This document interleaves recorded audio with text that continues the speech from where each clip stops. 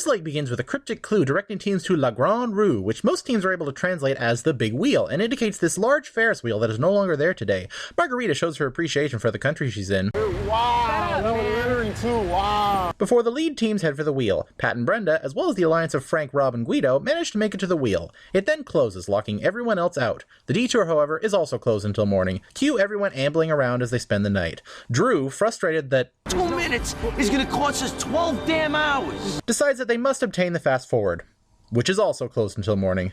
The two decide to camp out on the street and are sufficiently prepared. We have no food, we have no water. We're all set. The grandparents receive a penalty for not properly performing the roadblock on the previous leg and fall to 8th. It is now the middle of the night and none of the route markers are open. Most of the leaders stay in a hotel while the Guidos enjoy a nice cup of coffee.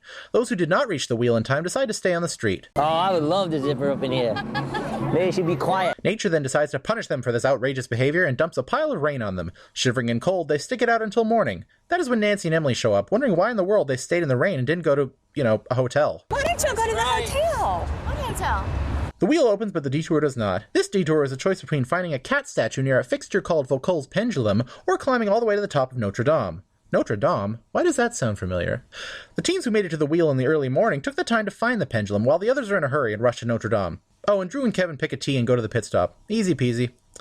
The pendulum is at a building called the Pantheon, but wait, there's only 3 teams here. Pat and Brenda, unfortunately, have found a different Foucault's pendulum that is at the art museum. The key difference that they won't discover until it opens is that this one has no cat statue. Rob and Frank are perplexed by a French sign and decide to use Margarita as a tool. What does this mean? Well, do you need me?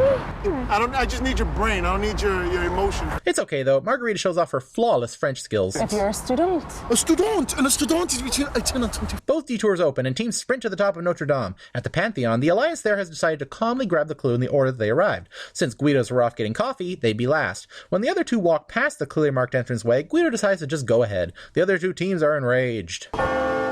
8 of the 9 teams now rush to the Hotel de Ville. Having lived in Paris, Guidos are confident in their navigation skills. Cue every other team beating them there. At the hotel is a roadblock where one team member must travel a few blocks through the disgusting Paris sewers. First come, first served is thrown out the window in favor of who can get their hazmat suit on first.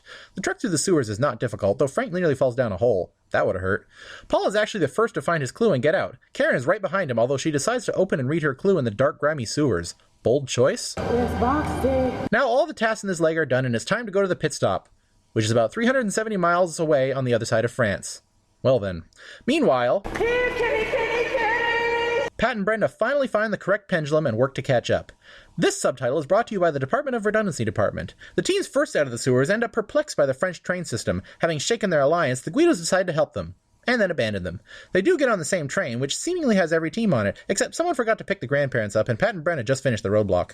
The route to the pit stop involves going to Marseille and then taking a taxi, but a tip is discovered wherein getting off at Avignon is a lot faster. Guido, Frank, and Rob take advantage of this and soar ahead. The mayor of this small town is here to greet them and tell Guido that they're not as good as they thought. We're 3 on 3. You are team number 4. 4. What's more, the grandparents on another train use this trick to move all the way up to 5th. Those left behind try their best and all manage to stay in the race. Pat and Brenda were doomed after finding the wrong pendulum and now show up in the middle of the night where they are eliminated. How did we know there was 2? Leg 3 in France comes to a close.